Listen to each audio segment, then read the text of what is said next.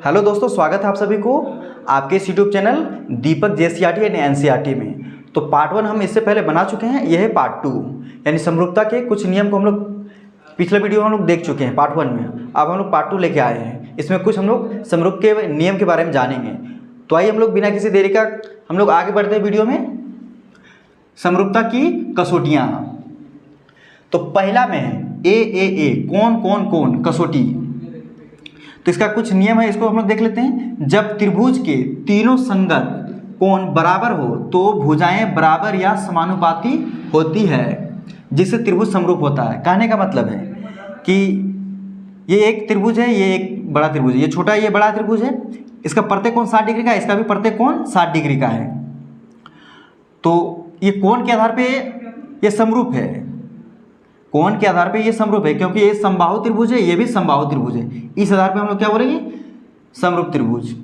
और इस भुजा और ये भुजा क्या होगा, समानुपाती होगा, यानी ए बी भुजा पी क्यू भुजा के समानुपात होगा, और ए सी भुजा पी आर भुजा के समानुपात होगा, और बी सी भुजा क्यू आर भुजा के समानुपात होगा। इस तरह से ये जो प्रूव हुआ, समरूप हुआ, ये ए से समरूप हुआ। अब हम लोग आते हैं दूसरे नंबर में ए यानी कौन कसौटी। जब त्रिभुज के दो संगत कोण बराबर हो तो तीसरे कोण भी बराबर होंगे, जिससे दोनों त्रिभुज समरूप होंगे। कहने का मतलब है ए बी सी एक त्रिभुज है और पी क्यू आर एक त्रिभुज है। ये 60 डिग्री है और ये 70 डिग्री है। तो हम लोग जानते हैं कि त्रिभुज का तीनों कोणों का योग 180 डिग्री होता है। ये 60 डिग्री और ये 70 डिग्री, इन लोग दोनों को जोड़ेंगे तो 130 डिग्री होता है। तो हम लोग 130 को 180 से 130 को घटाएंगे, तो 180 में हम लोग 30 को घटाएंगे 130 को, तो ये आपका आएगा 50 डिग्री। तो यहाँ पे आपका हो जाएगा 50 डिग्री, ठीक है। और इसमें भी 60 और 70 को जोड़ेंगे तो ये आता है 130 डिग्री। तो इस कोण हो जाएगा आपका 50 डिग्री, क्योंकि 180 में घटाएंगे।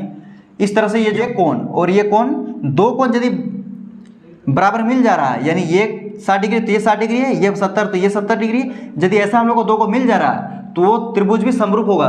तो वो कोण से समरूप हो जाएगा, यानी एंगल से। तो आइए हम लोग तीसरे नंबर को देखते हैं। तो तीसरा में है एस यानी भुजा, और इसको हम लोग इंग्लिश में बोलेंगे साइड।